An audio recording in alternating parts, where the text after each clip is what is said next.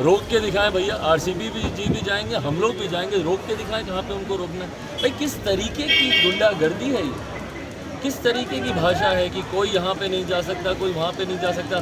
भाई जनता के बीच हर कोई जाएगा, अपनी बातों को रखेगा। जनता जिसकी बातों को अपनाएगी, जिसको स्वीकारेगी, आने वाले दिनों में वो अपनी बात रखे।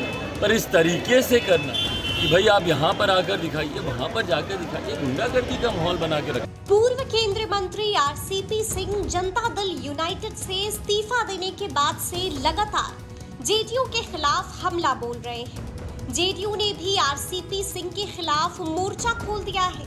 दोनों तरफ से बयानबाजी का दौर जारी है। इस बीच सुपौल के जेडीयू जिला अध्यक्ष ने बैठक कर कार्यकर्ताओं को आरसीपी सिंह को जिले में घुसने नहीं देने की बात कही। इसके बाद से ही बिहार की सियासत गर्म है। लेकिन अब आरसीपी सिंह के समर्थन में उतर गए हैं जमुई के सांसद चिराग पासवान। साफ कहा है कि गुंडागर्दी है क्या, हम भी जाएंगे सुपौल, कोई रोक कर दिखाए। रोक के दिखाएं भैया, आरसीबी जी भी जाएंगे, हम लोग भी जाएंगे, रोक के दिखाएं कहाँ पे उनको रोकना है। भाई किस तरीके की गुंडागर्दी है ये, किस तरीके की भाषा है कि कोई यहाँ पे नहीं जा सकता, कोई वहाँ पे नहीं जा सकता। भाई जनता के बीच हर कोई जाएगा, अपनी बातों को रखेगा। जनता जिसकी बातों को अपनाएगी, जिसको स्वीकारेगी, आने वाले दिनों में वो अपनी बात रखे।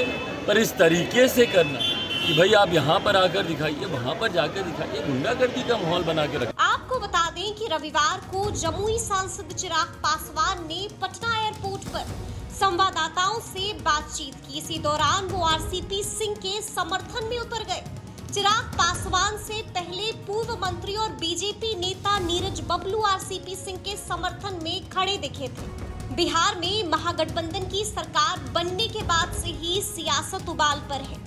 बिहार सरकार के मंत्री सुरेंद्र यादव ने सुशील मोदी की संपत्ति की जांच कराने की बात कही है, जिस पर चिराग पासवान ने कहा कि सरकार जिसकी संपत्ति की जांच कराना चाहती है कराए। चिराग ने आगे कहा कि बिहार में केवल बयानबाजी हो रही है।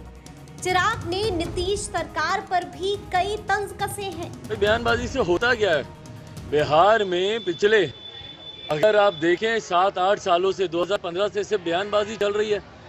इतने लाख नौकरियां दे दी जाएंगी, तो इतना लाख ये कर दिया जाएगा, तो यहाँ पर ये हो जाएगा, वहाँ पर वो हो जाएगा।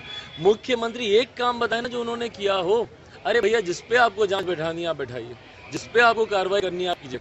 पर सबसे पहले बिहार और बिहारियों के हालात को देखिए। सुखाड़ से जो लोग परेशान हैं, कम से कम उनको उचित मुआवजा देने का बंदोबस्त कीजिए।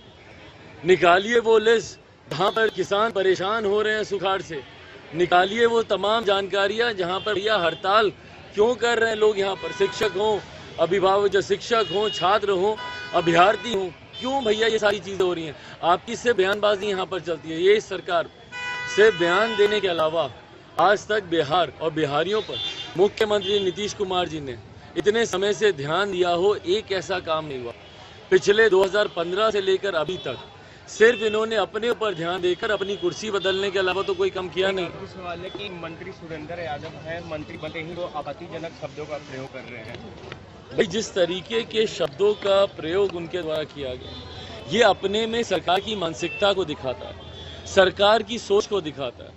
भैया ये सरकार के ही मंत्री हैं। जब मंत्री अगर इस तरीके की भाषा का उपयोग करेंगे तो ये आप समझने में किसी को कठिनाई नहीं होनी चाहिए कि भैया सरकार की सोच क्या है, किस सोच के साथ ये सरकार काम कर रही है। इन लोगों को जहाँ पे प्रेसिडेंट सेट करने चाहिए, इन लोगों को उदाहरण बनना चाहिए।